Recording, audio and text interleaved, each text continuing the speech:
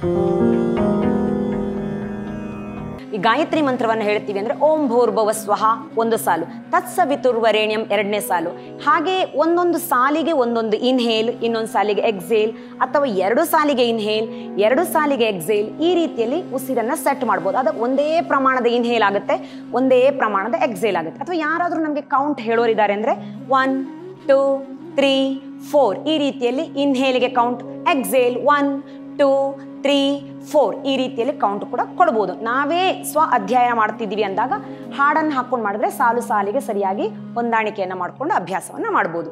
So ಇವಾಗ ಹಾಡು ಹಾಕೊಂಡು ಅಭ್ಯಾಸವನ್ನು ಮಾಡ್ತೀವಿ.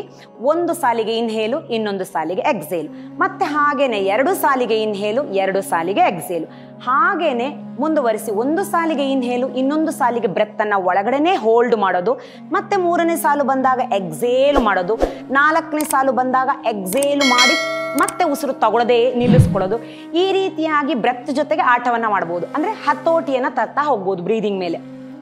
ಈ ಬ್ರೆತ್ತನ್ನ ಇನ್ಹೇಲ್ ಮಾಡೋದನ್ನ ನಾವು ಪೂರಕ ಅಂತ ಹೇಳ್ತೀವಿ ನಮ್ಮ ಯೋಗ ಪರಿಭಾಷೆಯಲ್ಲಿ. ಒಳಗಡೆ ಬ್ರೆತ್ತನ್ನ ತಗೊಂಡು ಹೋಲ್ಡ್ ಮಾಡೋದನ್ನ ಅಂತರ್ಕುಂಭಕ ಅಂತ ಕರಿತೀವಿ. ಬ್ರೆತ್ತನ್ನ ಹೊರಗಡೆ ಬಿಡೋದನ್ನ ರೇಚಕ ಅಂತ ಹೇಳ್ತೀವಿ ಆ ಪ್ರೊಸೆಸ್ ಅನ್ನ. ಅದೇ ರೀತಿಯಲ್ಲಿ ಹೊರಗಡೆ ಬಿಟ್ಟ ಬ್ರೆತ್ತನ್ನ ತಗೊಳ್ಳದೇ ನಿಲ್ಲಿಸೋದನ್ನ, ಅಂದ್ರೆ ತಗೊಳ್ಳದೇ ಇರೋದು, ಮತ್ತೆ ಹೊರಗಡೆ ಬಿಟ್ಟಾಗಿದೆ ಮತ್ತೆ ತಗೊಳ್ತಾ ಇಲ್ಲ ಅನ್ನುವ ಸ್ಥಿತಿಯನ್ನ ಶೂನ್ಯಕ ಅಂತ ಕರಿತೀವಿ.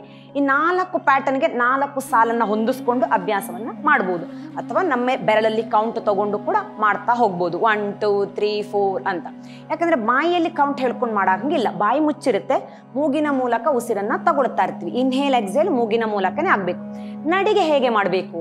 ನಡಿಗೆ ಚೆನ್ನಾಗಿ ಮಾರ್ಚ್ ಫಾಸ್ಟಿಂಗ್ ರೀತಿಯಲ್ಲಿ ಕಾಲ್ನ ಎತ್ತಿ ಎತ್ತಿ ಎತ್ತಿ ಎತ್ತಿ ನಡೀತಾ ಬರ್ತೀವಿ. ತೊಡೆಗಳಿಗೆ, ಶರೀರಕ್ಕೆ ವ್ಯಾಯಾಮ ಸಿಗುತ್ತೆ. ಸೊ ಶಾರೀರಿಕ ವ್ಯಾಯಾಮ ಆಗುತ್ತೆ, ಪ್ರಾಣಾಯಾಮದ ಅಭ್ಯಾಸ ಆಗುತ್ತೆ, ಮನಸ್ಸು ಹಾಡಿನ ಮೇಲೆ ಕೌಂಟನ್ನು ಕೇಂದ್ರೀಕರಿಸೋದ್ರಿಂದ ಧ್ಯಾನದ ಅಭ್ಯಾಸ ಆಗುತ್ತೆ. ಸೊ 3 ಕೋಶಕ್ಕೂ ಟ್ರೀಟ್ಮೆಂಟ್ ಸಿಗುತ್ತೆ ಇಲ್ಲಿ. ಶಾರೀರಿಕ ಕೋಶಕ್ಕೆ, ಅನ್ನಮಯ ಕೋಶಕ್ಕೆ, ಅದೇ ರೀತಿಯಲ್ಲಿ ಪ್ರಾಣಮಯ ಕೋಶಕ್ಕೆ, ಮನೋಮಯ ಕೋಶಕ್ಕೆ ಅಭ್ಯಾಸವನ್ನ ತಗೊಳ್ತೀವಿ.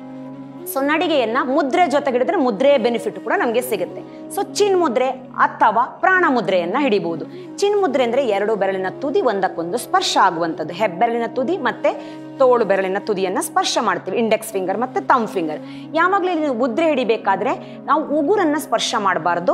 ಬೆರಳಿನ ತುದಿ, ಈ ಚಕ್ರಗಳಿರುವ ಜಾಗ ಏನಿದೆ, ನಮ್ಮ ಥಂಬ್ ಇಂಪ್ರೆಷನ್ ಬರುವ ಜಾಗ ಏನಿದೆ, ಆ ಜಾಗವನ್ನ ಸ್ಪರ್ಶ ಮಾಡಬೇಕು. ಮಿಕ್ಕಿದ ಬೆರಳು ನೇರ. ಸೊ ಇದು ಚಿನ್ ಮುದ್ರೆ ಅಥವಾ ಜ್ಞಾನ ಮುದ್ರೆ ಅಂತಾನೂ ಕರಿತೀವಿ. ಇದನ್ನಾದ್ರೂ ಹಿಡ್ಕೊಂಡು ವಾಕ್ ಮಾಡ್ಬೋದು ನಾವು. ಅಥವಾ ಮೊಣಕೆ ನೋವು ಬರ್ತಿದೆ ಅಂದ್ರೆ ಕೈಯನ್ನ ಕೆಳಗಿಳಿಸ್ಕೊಂಡು ಇದೇ ಮುದ್ರೆಯಲ್ಲಿ ಮುಂದುವರಿಸಬಹುದು. ಅಥವಾ ಪ್ರಾಣ ಮುದ್ರೆ, ಲಾಸ್ಟ್ 2 ಫಿಂಗರ್ ಅಂದ್ರೆ ಕಿರು ಬೆರಳು ಮತ್ತೆ ಪವಿತ್ರ ಬೆರಳು, ಉಂಗುರದ ಬೆರಳಿನ ತುದಿಯನ್ನ ಹೆಬ್ಬೆರಳಿನ ತುದಿಗೆ ಸ್ಪರ್ಶ ಮಾಡಿ ನಿಲ್ಲಿಸ್ಕೊಂಡು ಪ್ರಾಣ ಮುದ್ರೆ. ಇದು ಇಮ್ಯುನಿಟಿಯನ್ನ ಸ್ಟ್ರಾಂಗ್ ಮಾಡಕ್ಕೆ ಚೆನ್ನಾಗಿರುವ ಮುದ್ರೆ. ಸೊ ಇದರಲ್ಲಿ ಕೂಡ ಮಾಡ್ಬೋದು. ಇಲ್ಲ ಇನ್ನೂ ಮಾಡ್ತೀವಿ ಅಂದ್ರೆ ಚೈತನ್ಯ ಮುದ್ರೆಯಲ್ಲಿ ಮಾಡ್ಬೋದು. ಬೆರಳುಗಳನ್ನ ಸ್ವಲ್ಪ ಬಿಡಿ ಬಿಡಿಯಾಗಿ ಬಿಟ್ಟು, ಸಡಿಲವಾಗಿ ಬಿಟ್ಟು, ಒಂದಕ್ಕೊಂದು ಅಭಿಮುಖವಾಗಿ ಫೇಸಿಂಗ್ ಈಚ್ ಅದರ್ ಅನ್ನುವ ರೀತಿಯಲ್ಲಿ ಹಿಡ್ಕೊಂಡು ಕೂಡ ಯೋಗ ನಡಿಗೆಯನ್ನ ಮಾಡ್ತಾ ಹೋಗ್ಬೋದು. ಸೊ ಇವಾಗ ಹಾಡಿನ ಜೊತೆಗೆ ಅಭ್ಯಾಸವನ್ನ ಮಾಡ್ತಾ ಹೋಗೋಣ ನಾವು.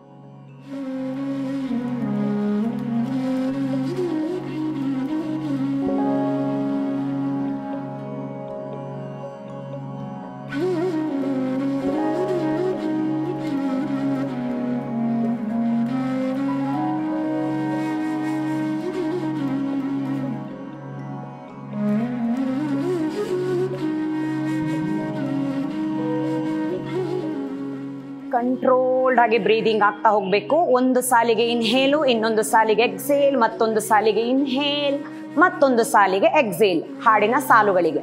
ಅಥವಾ ಒಂದು ಸಾಲಿಗೆ ಇನ್ಹೇಲ್, 2ನೇ ಸಾಲಿಗೆ ಒಳಗಡೆನೇ ಹೋಲ್ಡ್ ಮಾಡಿ ನಿಲ್ಲಿಸ್ಕೊಳ್ಳೋದು ಬ್ರೆತ್ತನ್ನ, 3ನೇ ಸಾಲಿಗೆ ಉಸಿರನ್ನ ಹೊರಬಿಡ್ತಾ ಬರೋದು, 4ನೇ ಸಾಲಿಗೆ ಹೊರಬಿಟ್ಟಿರುವ ಬ್ರೆತ್ತನ್ನ ಮತ್ತೆ ತಗೊಳ್ಳದೆ ನಿಲ್ಲಿಸ್ಕೊಳ್ಳೋದು. ಈ ರೀತಿಯಲ್ಲಿ ಅಭ್ಯಾಸವನ್ನ ಮುಂದುವರಿಸ್ತಾ ಹೋಗ್ಬೋದು ನಾವು. ಈ ರೀತಿಯಲ್ಲಿ ನಾವು ಯೋಗ ನಡಿಗೆಯ ಅಭ್ಯಾಸವನ್ನ ತಗೋಬಹುದು. ಬಹಳ ಸುಲಭವಾಗಿರುತ್ತೆ. ಆನಂದಿಸ್ತಾ ಅಭ್ಯಾಸವನ್ನ ಮಕ್ಕಳು ತಗೊಳ್ತಾರೆ. ಆ ಬೋರಿಂಗ್ ಪ್ರಾಣಾಯಾಮಕ್ಕೆ ಕೂತ್ಕೊಂಡು ಮಾಡಿ ಅಂದ್ರೆ ಆಕಳಿಸ್ತಾ ಇರ್ತಾರೆ. ಸೊ ಇಲ್ಲಿ ಆಕಳಿಕೆ ಬರಲ್ಲ, ಶಾರೀರಿಕ ವ್ಯಾಯಾಮ ಕೂಡ ಜೊತೆಗಾಗುತ್ತೆ, ಪ್ರಾಣಾಯಾಮನೂ ಆಗುತ್ತೆ. ಶಾರ್ಟ್ ಟೈಮಲ್ಲಿ 3 ಲೇಯರ್ಗೂ ಟ್ರೀಟ್ಮೆಂಟ್ ಆಗ್ತಾ ಹೋಗುತ್ತೆ ನಮ್ಗೆ ಇಲ್ಲಿ. ಸೊ ಇಂಥ ಅಭ್ಯಾಸವನ್ನ ನಿತ್ಯ ಮಾಡ್ತಾ ಹೋಗೋದು ಬಹಳ ಉತ್ತಮ. ಇವತ್ತಿನ ಅಭ್ಯಾಸ ನಿಮ್ಗೆ ಇಷ್ಟ ಆಗಿದೆ ಅಂತ ಅಂದ್ಕೊಳ್ತೀನಿ. ಇದೇ ರೀತಿಯ ವಿಭಿನ್ನವಾದ ಅಭ್ಯಾಸಗಳನ್ನು, ಯೋಗ ಅಭ್ಯಾಸವನ್ನು ಯಾವ ರೀತಿಯಲ್ಲಿ ಮಕ್ಕಳಿಗೆ ಮಾಡಬೇಕು ಅನ್ನೋದನ್ನು ಮುಂದಿನ ಸಂಚಿಕೆಯಲ್ಲಿ ತಿಳಿಸ್ತಾ ಹೋಗ್ತೀವಿ. ಅಲ್ಲಿವರೆಗೆ ನೋಡ್ತಾ ಇರಿ ಆಯುಷ್ ಟಿವಿ. ಧನ್ಯವಾದಗಳು.